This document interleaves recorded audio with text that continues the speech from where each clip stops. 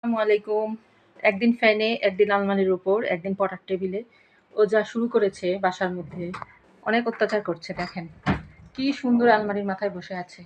এই যে আলমারির উপরে একদম আরামে বসে আছে। চাইলাম একটু সাইকেলে বসাতে, সাইকেলিং করাতে। না, সাইকেল তার পছন্দ হলো না। সে কারণে আলমারিটা পছন্দ হয়েছে। এখান থেকে কি যেন আবার টুকরায় টুকরায় খাচ্ছে। ময়লা খাচ্ছ তুমি? এই দুষ্টু পাখি, ময়লা খাও? আসো, আসো, আসো, আসো, আসো। এই যে আসো, আসো, আসো। ও, কামড় দিবে নাকি তুমি? আসো, আসো, আসো, আসো, আসো, আসো, আসো। আসবে না, আসবে না। কি জানি খাচ্ছে বসে বসে।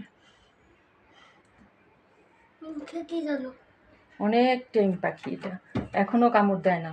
এর বাবা একে ভদ্র সমাজের বাসিন্দা বানিয়ে ফেলেছে। এর মা প্রত্যেকটা বাচ্চাকে কামড় দেওয়া শেখাতো আরও ছোটোবেলা থেকে, কিন্তু এটা বাবা খাইয়ে দিয়ে মানুষ করেছে। সে কারণে এ ভদ্র সমাজের মানুষ ভদ্র হয়ে জন্মগ্রহণ করেছে। দেখেন কি সুন্দর করে আলমারির উপর বসে আছে।